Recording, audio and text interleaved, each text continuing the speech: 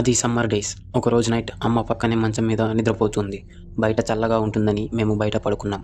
నేను ఎప్పటిలాగే ఫోన్ చూస్తూ ఉన్నాను. వెలుగు చీకట్లో నా ముఖం మీద పడుతుంటే చుట్టూ ఉన్న చీకటి ఇంకా ఘోరంగా అనిపిస్తుంది. నాకు మెల్లిగా నిద్ర వచ్చింది. ఫోన్ పక్కన పెట్టి పడుకున్నాను. కలలో నేను మళ్ళీ నా ఫోన్ చూస్తున్నాను. కానీ ఫోన్ స్క్రీన్ ఒక మూలన చీకటి నుంచి ఒక రూపం, తెల్లని వంకరగా ఉన్న ముఖం, పెద్ద కళ్ళతో నన్ను చూస్తూ నేను పడుకున్న మంచం పక్కనే నేల మీద కూర్చుని ఉంది. ఆ ఆకారం నా ఫోన్ స్క్రీన్ మూల నుంచి నన్ను చూసి నవ్వుతూ ఉంది. భయంతో నేను ఫోన్ క్లోజ్ చేసి కళ్ళలోనే పడుకున్నాను. నేను మంచం మీద పడుకుని ఉన్నాను. నా తల దగ్గర మంచం మెల్లగా కిందకి దిగుతూ ఉంది. ఎవరో బరువైన వ్యక్తి నా వెనకాల కూర్చున్నట్టు. అప్పుడు చాలా మెల్లిగా ఒక తెల్లని చెయ్యి నా తల మీద పడింది. ఆ చెయ్యి చాలా చల్లగా ఉంది. ఆ ఆకారం నా జుట్టును దువ్వటం మొదలుపెట్టింది. ప్రతిసారి ఆ వేలు నా తలకి తాకినప్పుడు నా బాడీ మొత్తం షివర్ అవుతుంది. భయంతో తడిచిపోయి చాలా కష్టపడి కళ్ళు తెరిచాను. నేను ఇప్పుడు కలలో లేను, నిజంగా నిద్ర లేచాను. కానీ ఆ స్పర్శ మాత్రం ఆగలేదు. ఆ చల్లని చెయ్యి ఇంకా నా జుట్టును మెల్లిగా దువ్వుతూనే ఉంది. నేను మెల్లిగా పైకి చూసా. అక్కడ నా తలపైన అడ్డుగా వంగి ఒక దయ్యం నన్ను చూస్తూ నవ్వుతుంది. అది కేవలం నవ్వటం లేదు, తన నోరు